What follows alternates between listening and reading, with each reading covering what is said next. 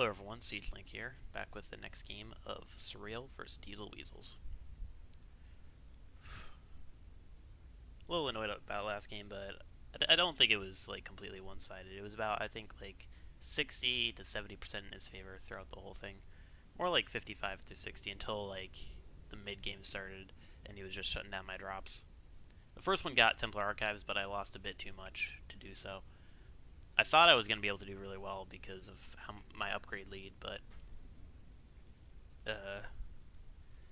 yeah, I went for Widow Mines over Siege Tanks. I'm just more confident with Widow Mines over Siege Tanks because what I usually like to do is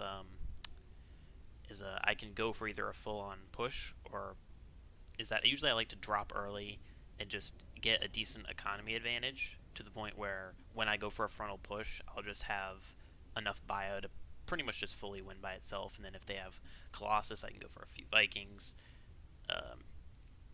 But in that game, because my drops were getting shut down, they weren't doing pretty much any damage. We went into it with even workers. In fact, I think he might have had a little bit of an econ advantage, and as a result, I wasn't able to do it. And the reason I like Widow Mines in that regard is that Siege Tanks are kind of awkward to drop with because you either keep them unsieged or you siege them up and then you can't pick them up afterwards. So Widow Mines, especially if they don't have observers, you drop Widow Mines, you burrow them, and then you pick up, leave, and then they walk right to where your units were, and then they just get, the Widow Mines get full value.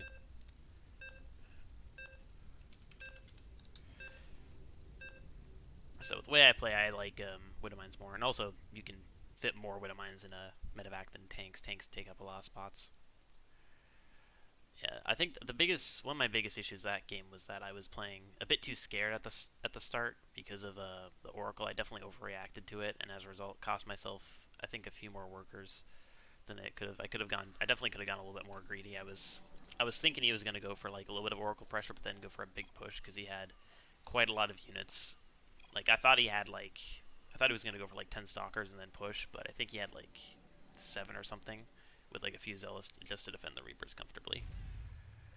I'm trying to think in that game if I went for more Reapers more Reapers wouldn't have done much, I don't think. So in the bottom right, representing Surreal, it is Whitexcat. Shall be calling Whiteccat because it's easier. And the top left, currently 2-0 for Diesel Weasels, is SpoonMaster. So no cannon rush. Which kind of expected, honestly, because you play a few games standard, then it's like, oh, okay, this isn't a cannon rusher. Then you surprise them game 3 with a cannon rush, or possibly a way to finish it off if for a possible all kill. And a little bit of hug.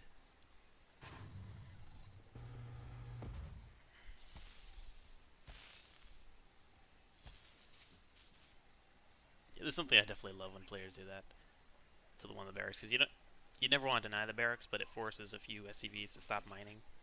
And if you just have one SCV not mining and this just dances around, you can never properly guess around on this probe. And if you try to guess around, you're going to have like 10 guys not mining for like 5 seconds, which will cost you quite a bit.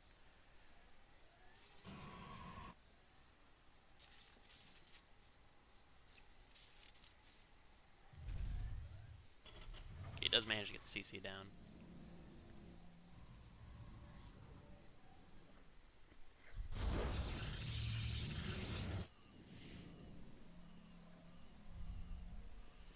So far, pretty standard stuff. No rally on the Reaper, oddly enough. So could be like a full second ahead. It could be like here right now, but it's obviously not too much of a difference. CC being delayed is quite annoying because this is about 3/4 of the way done. This is about not even halfway done. Reaper coming in. There's no units yet. Deb's about to pop, but that's it. So no control on the Reaper at first, so shot pylon a few times and then just went away. So this is going to be pretty much just for scouting, but even then it's kind of hard to scout on this map with the Reaper. Because just having one unit like right here can always shoot at it, especially if it's an adept. It can essentially be in 2 places at once, which is very useful. Just going to keep the Reaper over over there. Reactor, not building anything from the factory and also not putting an add-on on it, so I'm guessing it's going to be a reactor. Nope. Just forget about us for a second. Add-on complete.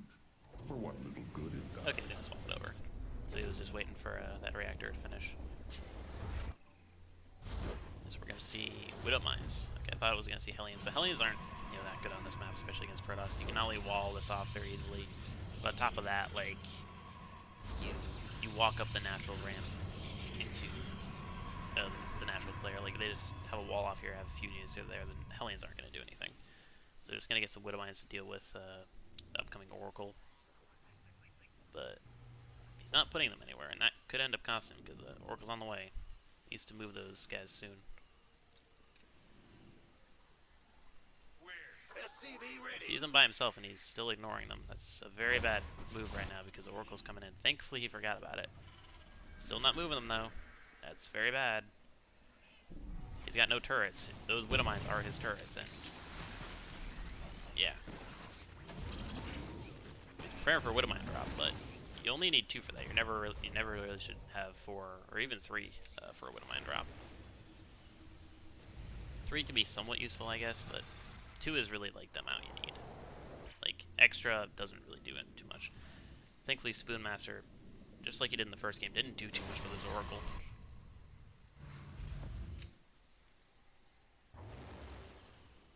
Oh, he did see the Widow Mines, and I'm pretty certain he saw the medevac, so he should be ready for this.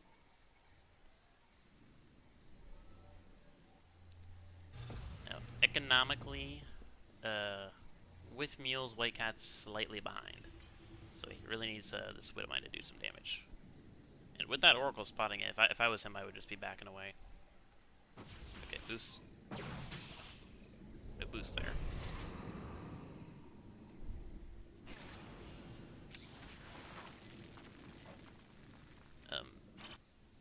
Okay, interesting choice. And I guess I can give vision for like a possible warp prism, I guess. Do we have an eBay? Yeah, we do have an eBay, so we can see some turrets soon. Definitely like that instead of relying on Widow Mine, especially since he only has 1 in a mineral line. Doesn't have any in the mineral line on this natural. He's got a 3rd base started. And where are his units? I don't see any Marines or anything right now. I just see Widow Mines. And he's getting 3 gates and a Templar Archive, so that's definitely a mistake. And he's only on 3 barracks production. Yeah, he's just making 3 Marines right now. Thankfully that Oracle dies. And I think that's a very needed trade, because he is delaying this push longer than I did, which is really bad. Just 2 kills on that.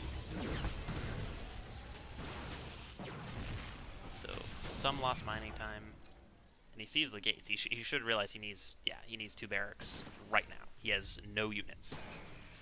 And the opponent has a 3rd base already saturated. He's put himself kind of far behind because he's not scanning. And he's not, getting that much scouting. He scouted the main base a few times, so thankfully he did see the Templar Archives and the gateway, so he knows he's transitioning. And he should know that there is a 3rd base at some point. Either that or an attack would be coming in like 2 seconds. And if the attack was coming, he probably would have just died. So 7-minute mark, getting the first 2 medevacs. This is something I've seen kind of a surprisingly large amount of time where you kind of put yourself behind because you don't scout. I've seen Whiteccat do this in a TVT.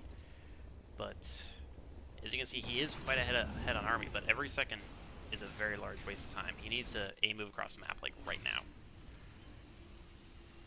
And every second he wastes control grouping and getting army up, that's just going to be more and more time that he can't get back.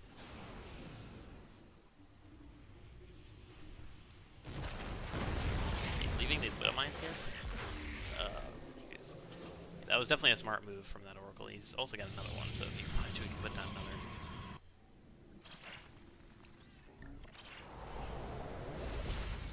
Don't tell me he's just going to play defensive. Because he doesn't know the timing on the 3rd base, so for all he knows, there could be a 4th base on the way, and his opponent could just be going super greedy. And this is why you want, turrets in the mineral line, or always keep at least 1 Widow Mine in there. Like if he had a turret, he wouldn't have had to pull those workers. because now he's massively down. He's already massively down on worker supply and economy overall, but now that's going to be cost him a bit. That's one of the issues that, like, when you like double click, it selects all the widow mines, so it takes the ones out of the mineral line when you're doing it like right here. I think you probably just didn't think there was another oracle. I mean, does he even have charge? Okay, he does have charge and he has blink, and it's 1/1 upgrades for both. Oddly enough, the Terran went for weapons first, and the Protoss went for shields, or not shields, armor, and now it's going to be the same for both of them. I feel like Whitecat's playing this weirdly casually, like he's just standing his army in the middle of the map. I guess maybe hoping that a unit's going to come through here. But the problem is, he's not scanning, he's not harassing, and he's not sending like one SCV or one Marine around. So he has no idea what's going on on his opponent's side of the map. The last scout he did was that he at least knows that it's Templar attack. Loads of widow mines, but he does have the Observer and tons of Templar. The Protoss army will win here. Especially if he doesn't split up those guys. And now he scans, now he sees just the army here. A little bit of a late burrow. Will get a lot of damage done. And I think that was the Oracle. Yeah, that was the Oracle's killed, so good chunk of damage. If he just walks straight up into these widow mines, that is going to cost him quite a bit, but yeah, just leaving those widow mines there is definitely a mistake. You can't just assume your opponent's not going to have an observer, I think. And did he? Okay, he didn't see the robo. So yeah, by not scouting too much, he's putting himself kind of far behind. He's got a fourth base, but thankfully isn't making workers at it yet.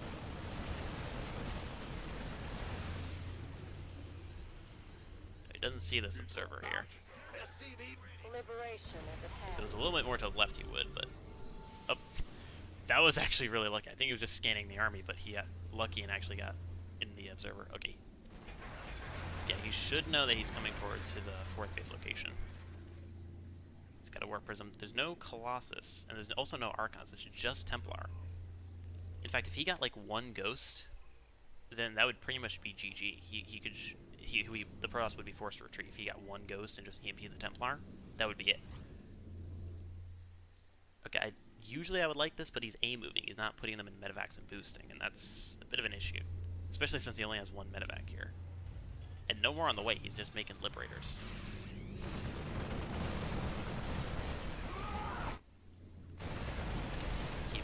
Okay, this is going to force a recall. Just pick up and leave.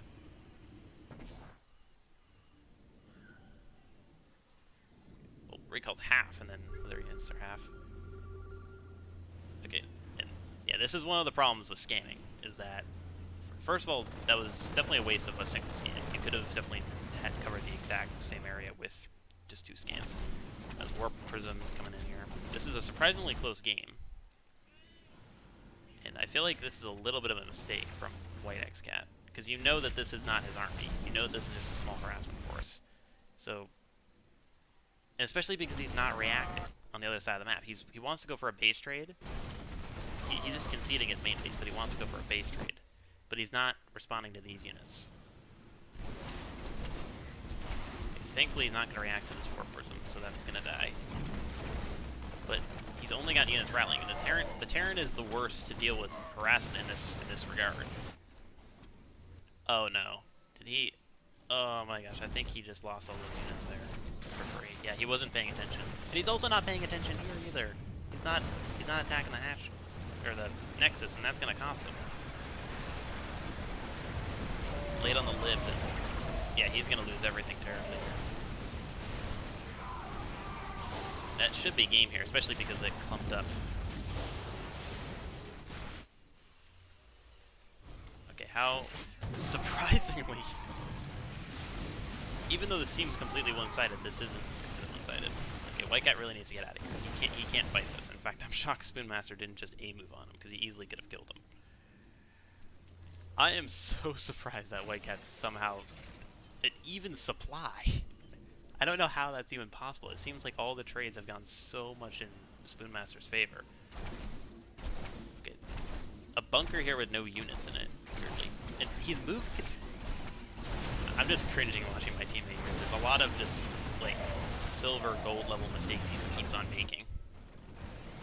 This is unlike him as well. He won 2 games in a row last time we played. Well, actually, not the very last time, but, like... Okay, he only has Zealots and Colossus. If he just dodges the storms, he can defend this. Okay, so it seems that, I guess down here when he had these units, maybe he was controlling it, I just didn't see it. Warping up more units here. Okay, what do the upgrades look like? Okay, 2-2 for both players here. It's pretty much the exact same time as well. Really should adjust these Liberators. Even if he is coming from this way, those are way too clumped up. He also has a really odd wall off here. I feel like it would be best just to lower that right now. Yeah, he's way out of position. He's also just floating that CC up randomly. Yeah, that's surprisingly not going to die, but he is going to lose a ton of SCVs here. And now it looks like this should be it. You really need to land that CC though. Keeping it floating above your army is not actually helping a lot. In fact, it's not helping at all. And Tempest in the background, that should be the final move here, I think.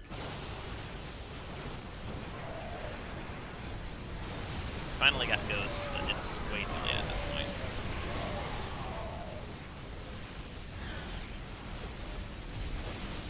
Long distance mining. He's got one base here and one base here, and he's long distance mining from 2 bases. Like, why aren't you landing your CC? I'm really confused right now. This whole game is just kind of cringe-inducing. Like, I from what I've seen, it seems like SpoonMaster's just completely crushing him, but apparently not, because he was even supply for like the whole game until just now. And again, he's walking or flying right into the enemy. So you can see he loses 2 Liberator before anything happens. Now, finally plants that base. But, yeah, I mean, he really should lower this supply defaults. I mean, look at this rally. I'm not sure if it was Whiteccat or Robo that did this, but they kept rallying their units down here, which is, like, one of the worst rally points. Because, like, it's basically just a tiny bit more forward than up here, but up here has a high ground advantage. He doesn't even have Liberator range. Thankfully, he is walking right on top of the army. That's definitely a misplay. You definitely should have put that over there. Although, he's got the 18th there. No split versus Storm. That should be it here. Yeah, 95 army supply at 30. Continually making guys from this War Prism. We had, like, I think, like 5 this game. Finally a GG from Whiteccat. Given how Surreal games have gone, we've always gotten either a 3-4 victory or loss, or gotten 4-0'd, so I'm like 90% sure Rax is about to die terribly here. I'm really surprised how close that was, because from my POV it seemed like SpoonMaster was just playing with food, but apparently he was trading equally until the end there. I really don't know how. I'm gonna have to rewatch that replay.